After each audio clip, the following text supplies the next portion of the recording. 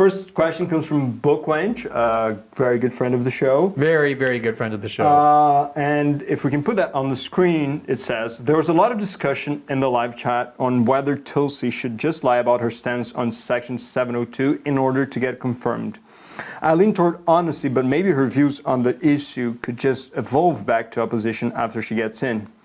Barack's attitude towards gay marriage evolved, and Trump's attitude towards H-1B visas had apparently evolved, so I guess why not? All right, so here's the thing, is even if Tulsi had some genuine change of heart, I remember Mike Johnson had exactly the same change of heart.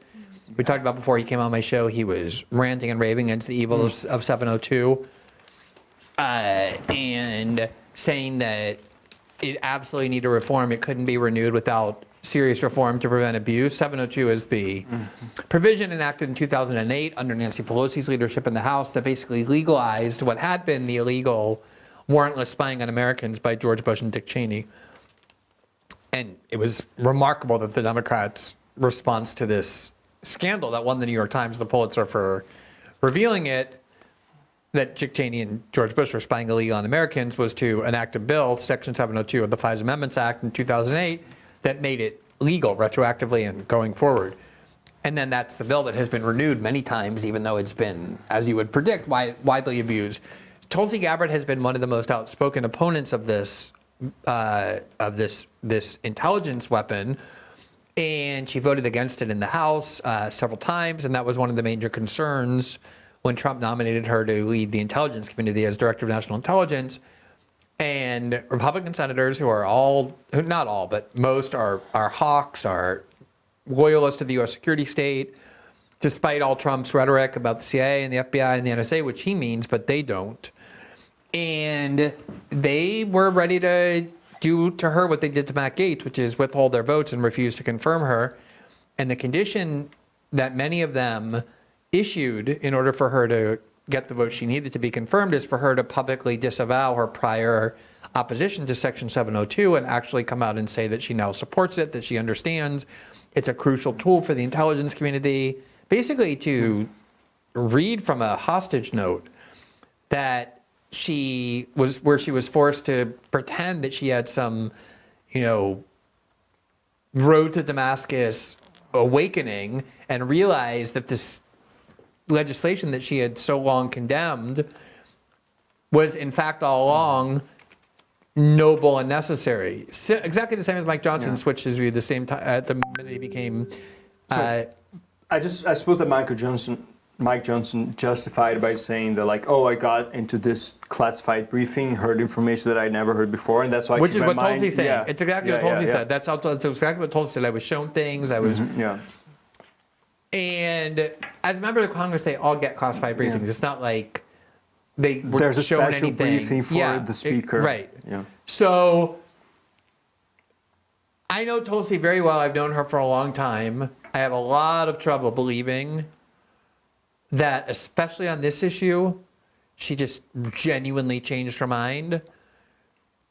I presume what she's doing is it was made very clear to her that she only has two options and only two options, two and only two, which is either you disavow your prior opposition and embrace publicly this spying power and tell the public that you think it's necessary and has safeguards to prevent abuse, or your rejection is guaranteed and you will never be the DNI or any other position inside the government that requires Senate confirmation. If you're Tulsi and you're faced with only those two choices, and I absolutely believe those were her two choices, I still think there's a chance she won't get confirmed, but it seems more likely than not now that she will get confirmed. Let me just say, even if Tulsi really did have a change of heart, I would still prefer her to be the DNI over other likely alternatives, because she's going to be better than almost every other alternative that's likely to get past the Senate. No good person's going to get past the Senate, the Republican Senate, unless they disavow their views. And I do think, so the question is, maybe she had a real conversion, although I doubt it. Maybe this is more likely, I think.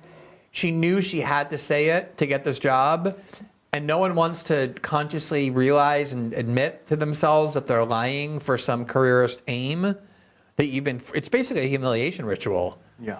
And she submitted to that, and no one wants to believe about themselves that they got humiliated. So maybe there's some part of her brain that tells herself, where she tells herself, no, I actually did get convinced, even though I don't believe she did. So let's just say that your ethical calculation is that either you can stick to what you believe on principle and then have no access to power, this amazing job that you might get where you can have a lot of influence inside the US government that's going to be denied to you, and you'll have no influence and no power, and some horrible, shitty person who not only believes in 702, but a whole variety of other terrible things is going to take that job instead, creating a net harm and net loss to the government and to these principles that she has long advocated. Or she can pretend to believe in it, she can deceive Republican senators, get that job, and then work against 702. I don't think it's that I think this is difficult a path that ethically. Book Lynch is suggesting. I suppose, yeah. So I don't think it's that difficult of an ethical question. I don't think it's a big deal if you're telling yourself, no, I don't really believe this. I'm just saying this to get the job. And then once I'm in, I'm going to screw these people. The problem is I don't believe that's just not how Washington works.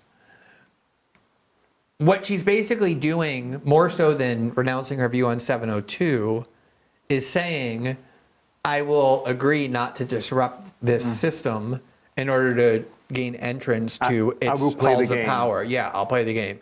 And once you do that, you psychologically have already justified to yourself that this is what you should do, and you'll continue to do it. We've seen this with AOC over and over, and just the more the inch she goes forward, every inch she takes, she's closer to Nancy Pelosi than she was the day before. I will say that having been married to a politician, a member of Congress, David and I used to talk a lot about, you can get into Congress and you can refuse to play ball with anybody.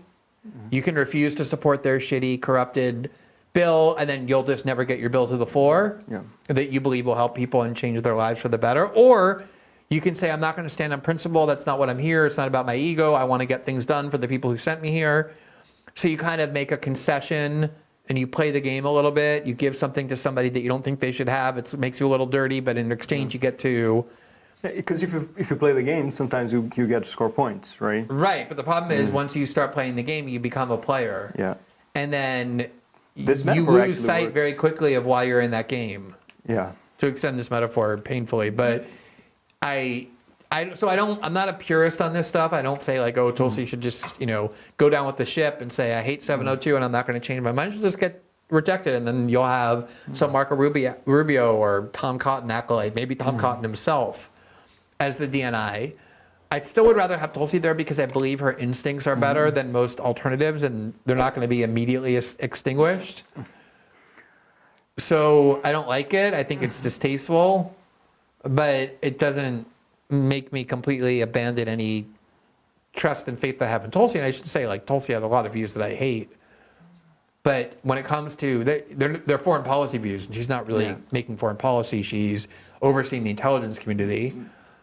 And I trust her more in that position than almost any other person who might get that position. And the Senate has already shown that they're not going to confirm any opponent of 702. Do you think, I know this is a untenable hypothetical, just throwing it there, but do you think if Trump went out and said, Republican senators, you need to vote for her, or I'll go after you? I don't think so. They already showed with Matt Gaetz that they're willing to reject. But also, Trump didn't, push hard, did he? He pushed pretty hard. He did, but he didn't, invest everything in it. He didn't put all his capital in it because, there's a theory still that Trump nominated Gaetz as the one that if Republican senators want to show they're independent, that's the one they can pick off. And then everyone else they have to confirm. He really pushed on Pete Hegseth. Yeah. And Pete Hegseth went from doubtful to almost certain because of it. There's not going to be a single Republican vote against Pete Hegseth. And then Tulsi and RFK Jr. are probably the most vulnerable.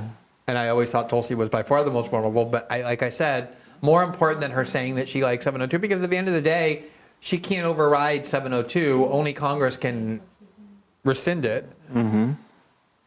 It's more that they needed this submission from her to defang her and make it so that they don't think they're sending into the heart of the U.S. intelligence community a dissident to that community. Yeah, I guess even if there's no practical difference, in the sense that she doesn't have the power to stop any of this, I think it's also a symbolic thing to make her capitulate before. Exactly, that's what I think it before is more confirming like it. Yeah. it's like a humiliation ritual, showing we've proven that she's willing to submit to our orthodoxies. She'll be there just to administrate our policies that we want, and she's not going to cause trouble. In a world where our digital lives are under constant threat, did I not just say that? I was just talking about that. It's not enough to just protect your crypto. You need a comprehensive security solution that covers all your digital assets. That's where Ledger comes in. Ledger has been a pioneer in digital security for 10 years. Trusted by 7 million users and securing 20% of the world's digital assets. Their latest devices, Ledger Stacks and Ledger Flex, feature the world's first secure touchscreens, making managing your crypto and logins incredibly easy. But Ledger goes beyond hardware wallets. With the Ledger Security Key app, you can say goodbye to weak passwords and protect your online accounts with robust security keys. Ledger's comprehensive suite of products and services gives you complete control over your digital identity and assets. Experience the future of digital security, the future, not the past, not even the present, the future of it you can experience and take control of your entire digital life, not part of it, your entire digital life. Buy your Ledger device now at shop.ledger.com/Greenwald. Thanks for watching this clip from System Update, our live show that airs every Monday through Friday at 7 p.m. Eastern, exclusively on Rumble. You can catch the full nightly shows live or view the backlog of episodes for free on our Rumble page. You can also find full episodes the morning after they air across all major podcasting platforms, including Spotify and Apple. All the information you need is linked below. We hope to see you there.